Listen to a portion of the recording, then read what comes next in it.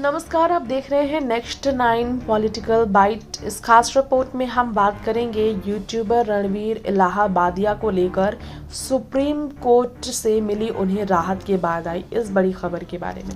Parents को लेकर एक बहुत ही आपत्तिजनक शर्मनाक टिप्पणी के साथ मजाक करने पर बुरी तरह से फंसे यूट्यूबर रणवीर इलाहाबादिया को कोर्ट ने उनकी गिरफ्तारी पर रोक लगाकर राहत तो दे दी, लेकिन यूट्यूबर पर प्रसारित होने वाले शो में की गई आपत्तिजनक टिप्पणी पर कड़ी फटकार भी लगाई। सुप्रीम कोर्ट ने कहा उसके दिमाग में कुछ गंदगी है। साथ ही उन्होंने पॉपुलर होने का मतलब बताया। उन्होंने कहा ये नहीं है कि आप कुछ भी बयान दे दीजिएगा।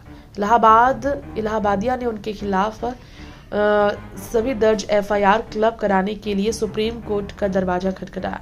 याचिका पर जस्टिस सूर्यकांत और जस्टिस एन कोटेश्वर सिंह की बेंच सुनवाई कर रही थी। जस्टिस कांत ने पूछा, क्या आप इस्तेमाल की गई उस भाषा का बचाव कर रहे हैं? इस पर इलाहाबादिया की तरफ से कोर्ट पहुंचे वकील डॉक्टर अभिनव चंद्रचूड़ ने कहा, कोर्ट का एक अधिकारी होने के नाते मुझे इस्तेमाल की गई भाषा पर घिन आ रही है। अदालत ने पूछा, आखिर याचिकाकर्ता के हिसाब से अश्लीलता और फुहरता क्या है? जस्टिस सूर्यकांत ने कहा, ऐसे व्यवहार की निंदा की जानी चाहिए। सिर्फ इसलिए कि आप पॉपुलर हैं, आप समाज को हल्के में नहीं ले सकते। पूरी धरती पर क्या कोई ऐसी भाषा का इस्तेमाल करता है? उसके दिमाग में जरूर कोई गंदगी होगी जिसे बाहर निकाला गया है। हम उसकी रक्षा क्यों करें? डॉक्टर चंद्रचूड़ ने रणवीर को मिल रही धमकियां और उनकी मां की क्लिनिक में लोगों के घुसने का मुद्दा भी उठाया। इस पर जस्टिस कांत ने कहा, उसे शर्म आनी चाहिए कि उसने अपने माता पिता के साथ ये क्या कर दिया। हम ऊंची इमारतों में नहीं हैं।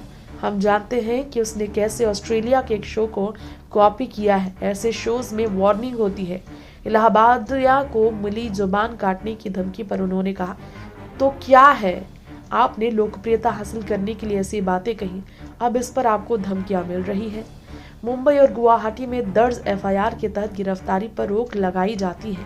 शर्त है कि रणवीर इलाहाबादिया को जब भी बुलाया जाएगा वह जांच में शामिल होंगे। अंतरिम राहत इस शर्त पर दी जा रही है कि पुलिस स्टेशन में बगैर किसी वकील की मौजूदगी के जांच में पूरा सहयोग दिया जाएगा। आखिर में सुप्रीम कोर्ट ने यह भी कहा, इंडियाज गॉट लेटेंट शो के आधार पर कोई एफआईआर दर्ज नहीं की जाएगी। याचिकाकर्ता को जीवन सुरक्षा के लिए स्थानीय पुलिस से मदद लेने की छूट होगी।